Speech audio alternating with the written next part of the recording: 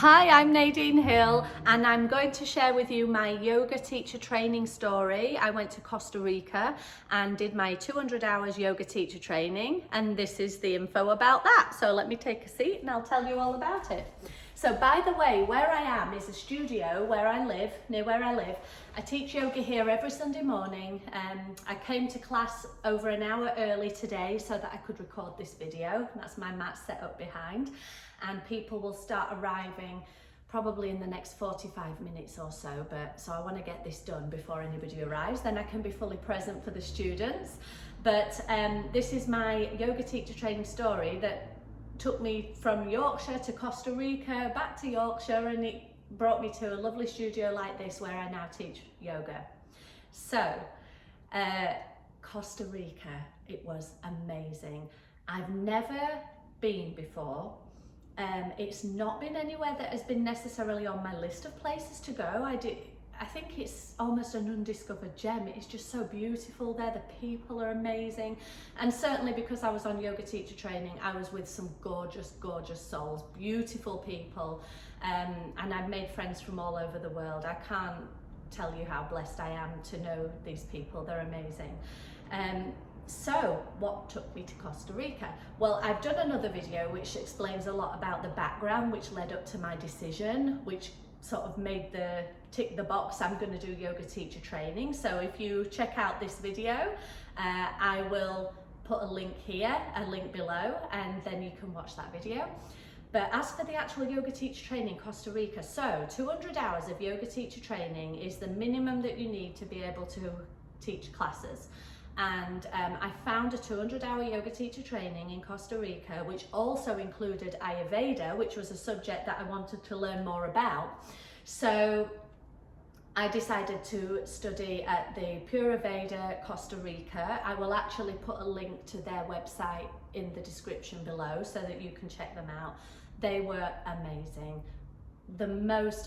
Sonia, who runs that teacher training with her family, she takes such care to make sure that not only do you receive thorough training on everything you would expect to know to be able to leave there and go and teach your own classes, you get all of that training. She takes such care and she over delivers as well. She really holds the space well for you, and when we're in our yoga bubble in Costa Rica, away from friends and family, away from all of the crutches that we rely on in our everyday lives, we were all detoxing. We were eating an Ayurvedic diet. We were detoxing from caffeine and all sorts of things. Chocolate, there was none of that there. All of this, we were all detoxing in our own way, and but the experience was really quite incredible. So. I got on a plane on the 6th of January 2022 from the UK, and I flew, I didn't go straight to Costa Rica, I flew to New York first and then New York to Costa Rica, because at the time the COVID-19 outbreak is still very rampant, and there still was a lot of restrictions on travel, and there were no direct flights to Costa Rica. So I had to fly into the USA and then from the next day out of the USA into Costa Rica. And that meant it just added lots of layers of complication to the journey, because I actually had to make sure that I met the COVID protocols of 2 countries instead of just one. Instead of my destination country, I had to also abide by the rules of the COVID protocols to get into the United States. So I had to schedule tests and all of that sort of thing. Prove my vaccination status and all of that. But I did it, and I jumped through all the hoops that I needed to do. I had my negative fit to fly test, and I posted a selfie at the airport of me about to embark upon my big adventure, and that really was quite incredible. I was nervous about going, I have to say. I was nervous about going because I was planning on being in Costa Rica for 3.5 weeks. So 21 days I would be with the yoga school, and the other few days, 4 days or so, something like that, I wanted to take a few days to settle into Costa Rica before I joined the yoga teacher training, because of the time traveling, like the traveling across time zones, the fact that I was doing a lot of traveling. I didn't want to turn up tired before I'd even started.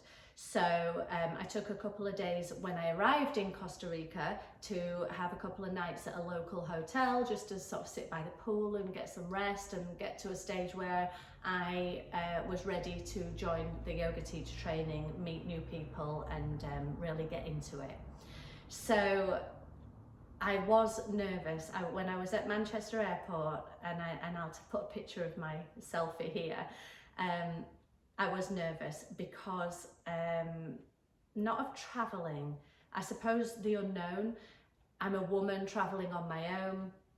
This is the longest that I've been away from my husband, the longest I've been away from my kids. I'm not frightened of being alone on my own, but you know, if you're on your own and something goes wrong, then it's trickier, isn't it? And also because I was flying into, even though Costa Rica, I'd done some research and they said it was safe, especially for female travelers, it's a safe country. You never know what's going to happen, and I was a little nervous. And my friends and family were very much, text us when you get there, let us know when you've arrived. And I get it, because I would be the same if someone else was traveling, but it kind of made me more nervous because I was already nervous enough and I didn't need to take on board everyone else's nerves. But you can't say that to people, can you? They just care. And it was just nerves and a bit of anxiety about going. But I just thought, look, let's just go. Let's just do it. And so I went. And upon arriving in Costa Rica, I remember I had on this big, thick jumper because it had been snowing in New York. When I left New York, there was snow on the ground, it was cold. There was a risk that I wouldn't be able to make my flight to Costa Rica because of the snowstorms. It was bad in start of January 2022, it was bad in New York for snowing. And I arrived in Costa Rica wearing this big thick jumper with a big tiger's head on it, and I was knackered. And I remember pulling my suitcase behind me into the arrivals hall at the airport, and my priority was just to get a cab and to ask them to take me straight to the hotel that I'd booked.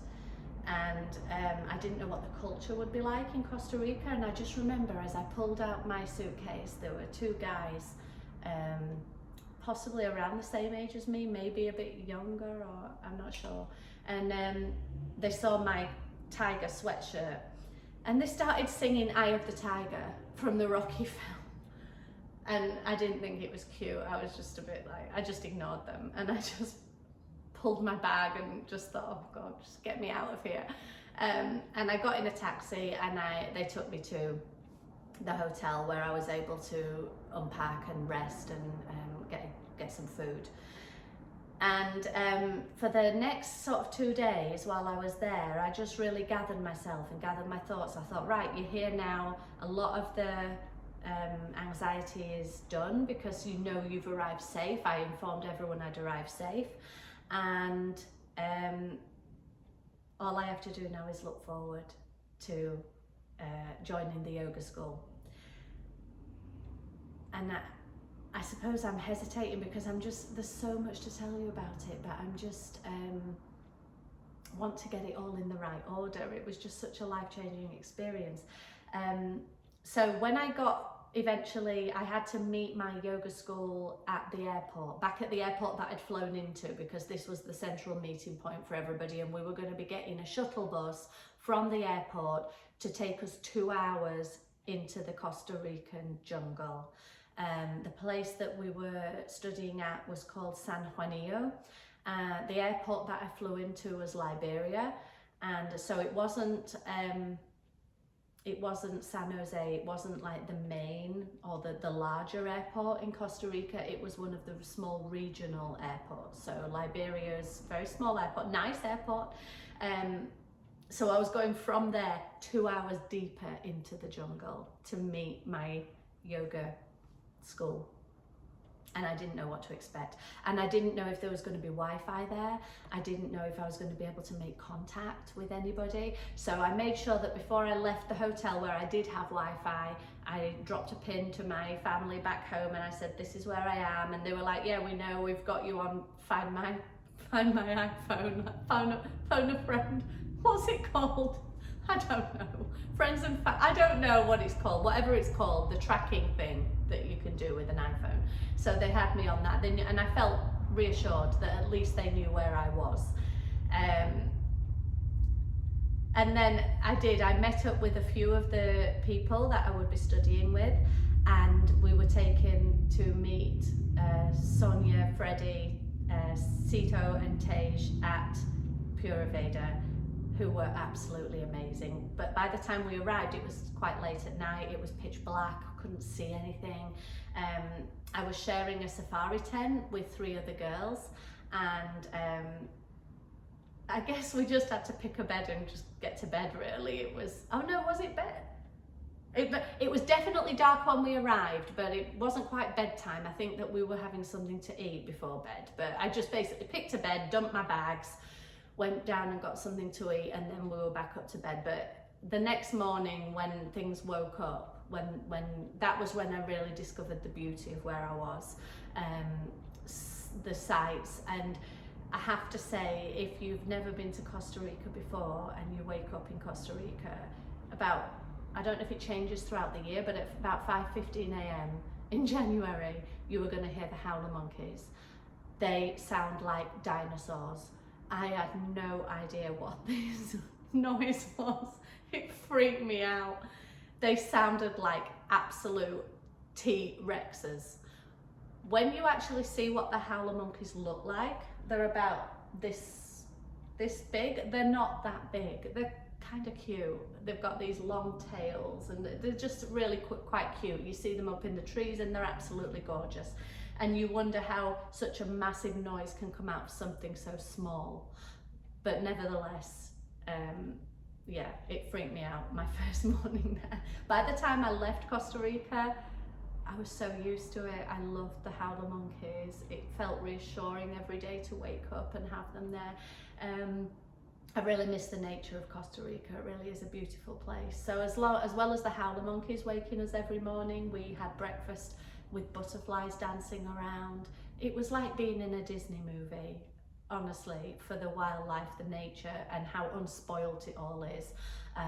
How dark it gets on a night because there's no ambient light like in the UK. The street lights on all night. It never gets really, really dark unless you're out in the middle of the country. This was the middle of the jungle and it was pitch black on a night.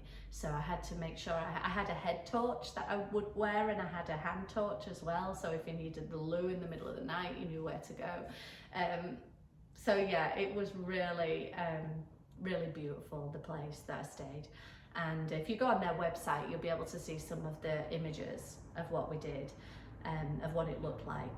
And so yeah, I was about to embark upon my 200 hours yoga teach training. I'd finally arrived at Pura Veda, Costa Rica, and I didn't realize it at the time, but everything was going to change from there. I wonder if this is a good point to leave this video and do a next one. This is turning into quite a saga. I really didn't anticipate this story being this long. I do apologise though, I am a bit of a waffler. I do go all around the houses, but it's a great story, I promise. So join me on the next one and I'll speak to you soon.